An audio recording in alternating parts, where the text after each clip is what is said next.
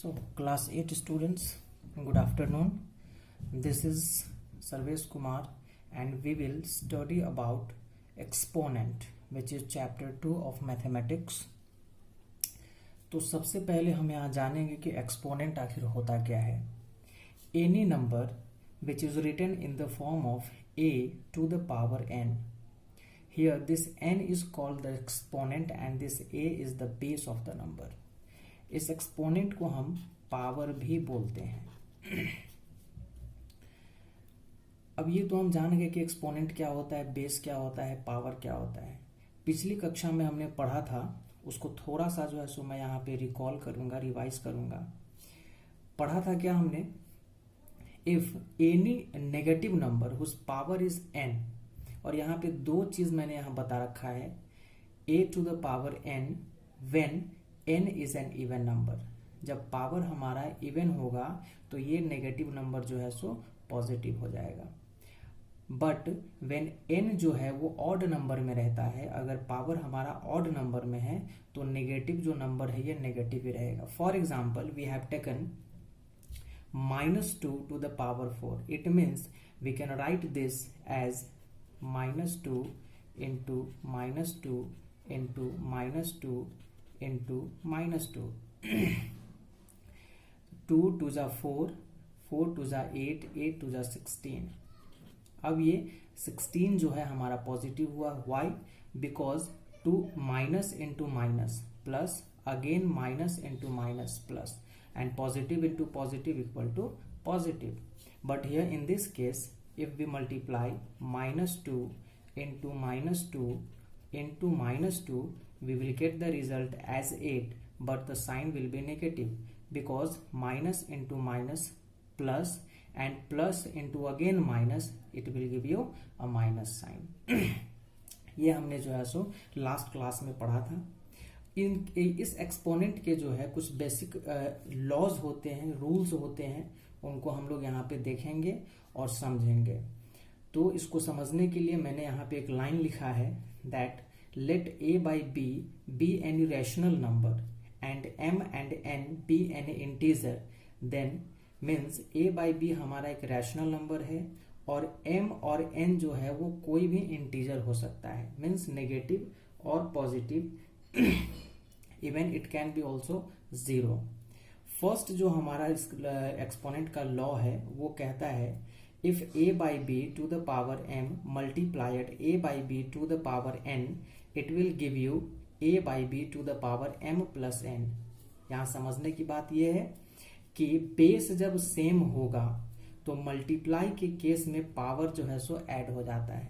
For example I have taken 2 by 3 to the power 2 into 2 by 3 to the power 3. Here the base are same and it is being multiplied, so I have added this exponent and the result is 2 to the 2 by 3 to the power 5, and if you multiply this 2 by 5 times it will give you the result 32, and this 3 will give you the result 243. The second law is this.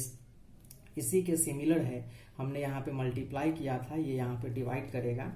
If a by b to the power m divided a by b to the power n, it will give you a by b to the power m minus n.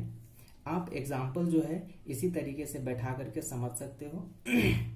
Example पे try करके फिर आप जो है सो बताना मेरे को.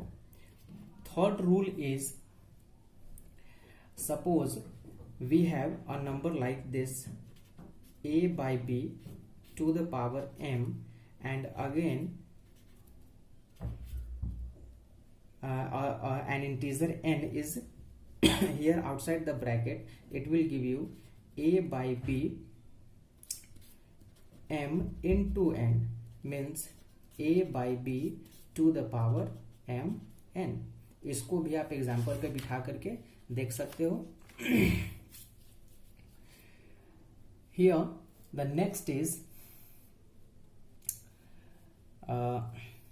sorry, it was third and the next is fourth. Fourth law is, if we have a number like this a by b into c by d and the power is n, it means a by b separately we can write it as a by b to the power n into c by d to the power n. इसको division के case में भी इसी तरीके से जो है सो लिखा जा सकता है. If we have a number like this a by b upon c by d to the power n, it can be written as a by b to the power n divided c by d to the power n. सो इसको आप example पे जो है सो समझ सकते हो खुद से. मैंने एक एग्जाम्पल बताया है and you have to practice on each and every law of this exponent. Sixth law कहता है if a by b to the power minus n. अब यहां पे समझने वाली बात है, यहां जो हमने एक्सपोनेंट लिया है दिस एक्सपोनेंट इज नेगेटिव. सो ये जो है इसको पॉजिटिव करने के लिए कुछ नहीं, हमारा जो ये रैशनल नंबर है this rational number will be changed like this b by a to the power n. Suppose यहाँ पे एक एग्जांपल लेके मैं छोटा सा समझाता हूं.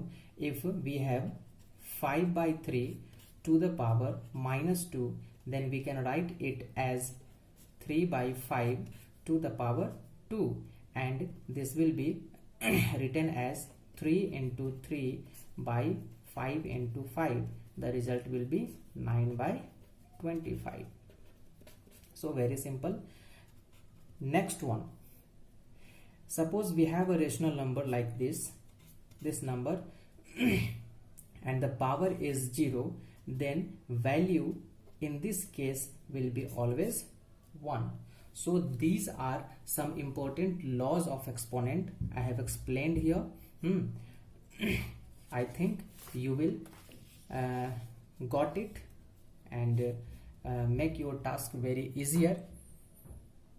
So यहाँ पे जो है सो ये लॉ ऑफ एक्सपोनेंट मैं खत्म करता हूँ और होप करता हूँ कि आप सबों ने समझा और इसके हेल्प से जो है सो आप अपना एक्सरसाइज आगे कंटिन्यू करोगे. Thank you.